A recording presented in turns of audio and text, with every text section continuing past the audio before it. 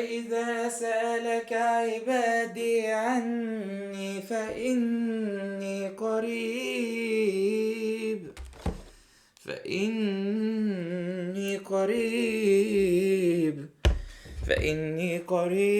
أجيب دعوة الداعي إذا دعان فليستجيبوا لي فليستجيبوا لي وليؤمنوا بي لعلهم يرشدون. السلام عليكم ورحمة الله وبركاته. ما عملتش فيديوهات من زمان.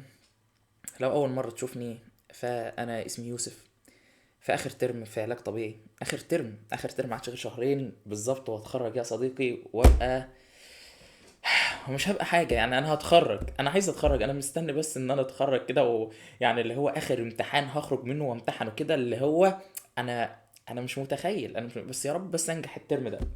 ليه بقول يا رب أنجح الترم ده يا يوسف؟ ده أنت كنت يعني شاطر وبتذاكر وي وي وحوارات من دي. أنا عايز أقولك يا صديقي إن يوسف الترم ده هو من، يعني شوف يعني اللي ما كانش بيذاكر خالص، أنا ما بذاكرش خالص اكتر منه يعني. ده مش، انا مش بفتخر والله ومش مبسوط خالص، ده بالعكس، ده انا مضغوط جدا ومخنوق جدا وحاجات كتير. عايز اقول لك ان انا ممكن اكون دلوقتي في فترة، ممكن تقول عليها فترة انتكاسة، سواء كان في علاقتي بربنا، ودي حاجة مزعلانة جدا، وسواء كانت في المذاكرة. فيعني حرفيا كل حاجة ممكن تكون بايظة. بس يعني احنا النهارده، يعني النهارده الليله بتاعت يوم السبت، يعني النهارده الجمعه كان امبارح يعني. ف لسالي عن الامتحان السبت اللي هو النهارده والحد والاتنين، وعندي امتحان يوم التلات. طيب انت ذاكرت ايه في المنهج يا يوسف؟ والله العظيم ما فتحت كلمه. انا ابيض، عارف يعني ايه ابيض؟ يعني مش مراكم، لا انا ابيض، انا ما اعرفش حاجه في المنهج. طب هتعمل ايه؟ انا بقى جاي لك دلوقتي علشان اقول لك انا هعمل ايه. انا قلت لازم اعمل الفيديو ده علشان خاطر ان انا التزم بالكلام اللي اقوله. يعني انا دلوقتي انا كنت راح اشجع نفسي، واللي هو قلت لازم اقعد اذاكر بقى، واللي هو مفيش حاجه مستحيله والدنيا تمام ان شاء الله باذن الله. فقلت اكيد اصل ده اخر ترم بالنسبه لي، فاكيد مش انا الوحيد اللي في الدنيا اللي في اخر ترم، واكيد مش انا الوحيد اللي في الدنيا اللي ما ذاكرتش في اخر ترم، اكيد في ناس كتير زيي. وبرضه كنت ممكن تكون مراكم، يعني انت فاهم، يعني سواء انت مراكم او انت ما ذاكرتش حاجه خالص. انا دلوقتي انا لسه يومين عن الامتحان، يومين. يعني هتقولي اللي هو السبت والحد، يوم الاثنين ده انا هذاكر في ماده يوم الثلاث. انا يعني اللي هو انا دلوقتي، انا لما نظرتي كده انا قدامي منهج كامل انا مش لاحق اذاكره. يعني انا مش عارف هذاكره ازاي اصلا. تحس ان الموضوع مستحيل، تحس ان الموضوع معقد، هو الموضوع تحس ان هو مستحيل حرفيا.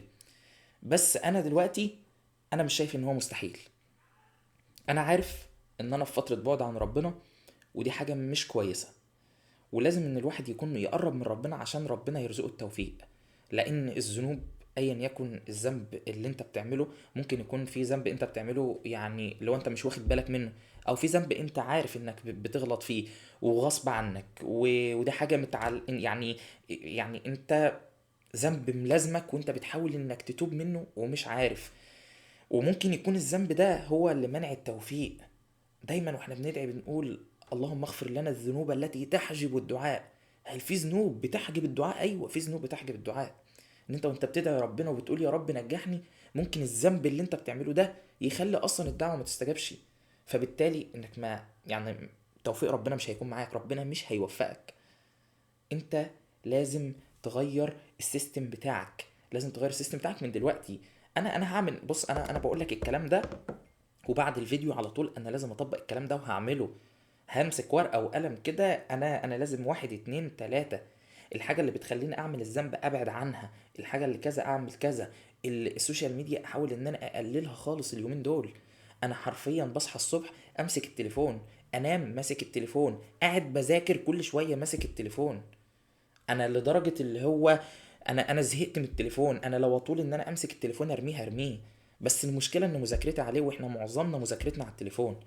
فدي محتاجه اراده، وانك تدعي ربنا كتير.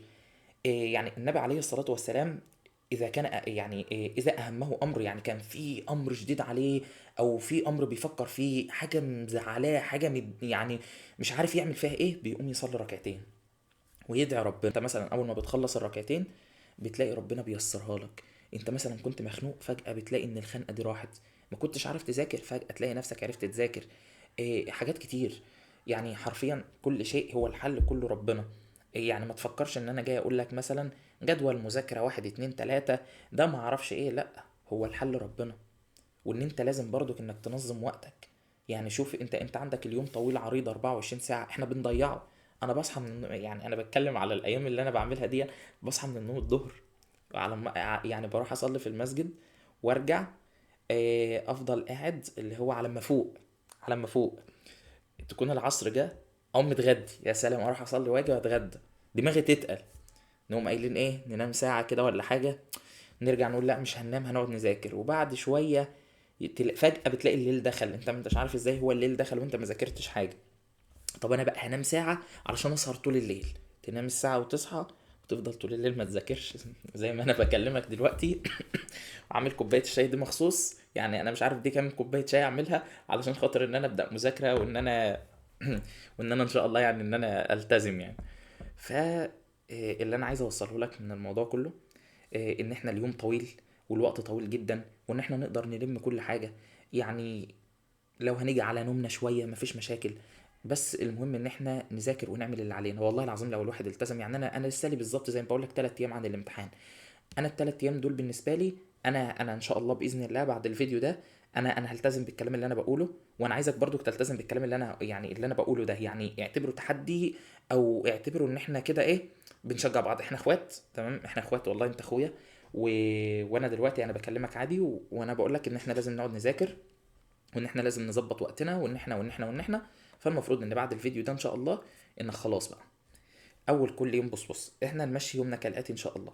اول ما نصحى من النوم الصبح ما نفتحش نشوف ايه الرسائل اللي جايه لنا. ما تبصش اصلا على الرسائل. لو عرفت تفصل النت عن الواتس عن الفيس ما تمسحهمش يا عم، افصل النت عنهم خلاص، تمام.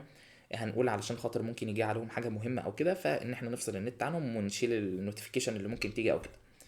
ونحاول ان احنا نصحى من النوم زي ما قلت لك، نعمل يعني مثلا اول ما نصحى نقوم نصلي ركعتين الضحى. يعني ان شاء الله نصحى قبل الظهر يعني. وبعد كده ان احنا نحاول مثلا ان احنا نقعد كده نقرا شويه قران باذن الله، ونبدا نذاكر كوبايه القهوه او كوبايه الشاي الظريفه، وتبدا انك تذاكر وتعمل اللي عليك. طيب في ايه؟ طب يا يوسف انا كل شويه افتح برنامج، كل شويه افتح الواتس، كل شويه افتح الفيس وانا بذاكر.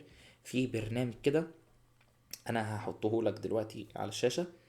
البرنامج ده انت طول ما التايمر شغال، طول ما انت ما بتعرفش تفتح اي حاجة في التليفون غير الحاجات اللي انت سامح انك تدخل عليها. يعني انت مثلا في برنامج انت بتسمع عليه الريكوردات بتاعة المنهج، فبالتالي انت بتسيبه. في مثلا تقدر انك تسيب مثلا اي برنامج انت عاوزه. وجوه البرنامج ده في مكان كده، المكان ده مثلا بيكون انت وكتير قوي على مستوى العالم، يعني ناس كتير جدا. واللي هو بيكون مكتوب جنبك كده عدد الساعات اللي انت ذاكرتها، عدد الساعات اللي التايمر اشتغل فيها وانت ذاكرتها. فدي حاجة تشجعك. انا كنت قبل كده كنت ببص اللي هو ده مذاكر 42 ساعة، لا لا لا لا، مفيش الكلام ده. انا ال 42 ساعة دول انا هحصله. اصل هو بتبقى يعني بتبقى حاصلة اسبوع كامل او كده. اللي هو انا ببص لها اللي هو انا هحصله، يعني هحصله انا، يعني انت فاهم، حاجة تحفيزية كده. بحيث ان انا مفيش حد احسن مني، انا شاطر زيهم، هم بيذاكروا، انا اقدر زيهم والله. بس انا حاسس ان انا طولت عليك. ف يا صديقي، من دلوقتي خد قرار. خد قرار واسعى. خد قرار واسعى واعمل اللي عليك. انت لو انت في اخر ترم زيي، فده اخر ترم كده كده. اخر ترم كده كده ان شاء الله. وان شاء الله يعني اللي هو خلاص بقى هنتخرج ونخلص من المذاكره، ونخلص احنا هنفضل طول عمرنا نذاكر. بس اللي هو بقى هتذاكر بمزاجك علشان خاطر انت عايز تطور من نفسك، مش هذاكر عشان خاطر امتحان. انا في ترم اطفال على فكره، انا في ترم اطفال. وانا ما بقى، يعني انا ما بحبش ترم الاطفال. انا يعني اللي هو انا ما بحبش الصداع عموما يعني. ف بس والى هنا والى هنا اعمل لك بقى زي بتوع اليوتيوبر الكبار. والى هنا يا صديقي تنتهي الدردشه اللي بينا دي. آه، وزي ما قلت لك في الاول خالص، انما امره اذا اراد شيئا ان يقول له كن فيكون. والله سبحانه وتعالى قال: انا عند ظن عبدي بي فليظن بي ما شاء. وبالتالي انت لازم تظن بالله سبحانه وتعالى ظن الخير، وان هو هيوفقك، فان شاء الله هيوفقك.